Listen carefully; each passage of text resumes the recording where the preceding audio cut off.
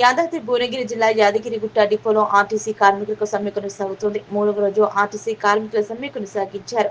Yadagirigutta RTC depot ముందు నల్ల బ్యాడ్జీలతో నిరసన తెలిపారు.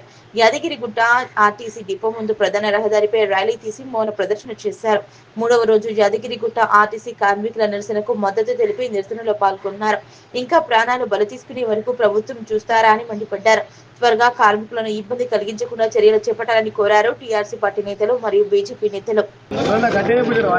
గత 3 రోజులుగా మేము మా ప్రభుత్వంపై కార్మికుల సమస్యల కొరకు వారు మేనిఫెస్టోలో పెట్టిన మాపై ఇచ్చిన వాగ్దానాల కొరకు నిరసన తెలియజేస్తున్నాము. ఇది సమ్మె కాదు.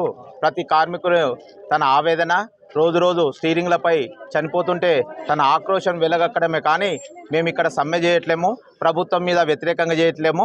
అన్న రేవంత్ అన్న, మీరు ఏదైతే మేనిఫెస్టోలో వాగ్దానం ఇచ్చిరో ప్రభుత్వాల విలీనము, 2 PRCలు ఎమ్మటే అమలుపరచడము, యూనియన్లను ఎమ్మటే అమలుపరచడము, కార్మికులపై పని ఒత్తిడి తగ్గిస్తామని చెప్పారు. అవి మాత్రమే మేము కోరుకుంటున్నాము. దయచేసి అన్న, గత సంవత్సరంలో గత ప్రభుత్వంలో 45 రోజులు చేసి మేము ప్రాణాలను అర్పించుకున్నాము. మీపై నమ్మకంతో మేము ప్రభుత్వాన్ని మళ్ళీ మిమ్మల్ని కార్యకర్తల లెక్క గెలిపించుకున్నాము. ఆ గెలుపును నిలబెట్టుకోండి అన్న. మీ మాట నిలబెట్టుకొని మేమందరం మీ బిడ్డలు లాంటి వాళ్ళము. తప్పకుండా ఈరోజు మమ్మల్ని ఆశీర్వదించాలని, ఎందుకంటే మేము బడుగు బలహీన వర్గాలము, రోజుకు పూట వెళ్ళని వాళ్ళము. అందుకే ఆ ఆవేదన నుంచి ఈ హత్యలు జరుగుతున్నాయి, ఈ ఆత్మహత్యలు జరుగుతున్నాయి.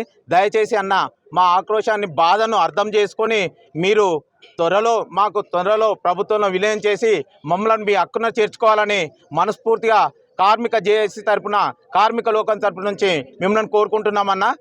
చేతులెత్తి వేడుకుంటున్నామన్న గారు. దయచేసి మమ్మల్ని ప్రభుత్వం విలీనం చేయాలని కోరుకుంటున్నాము. Thank you.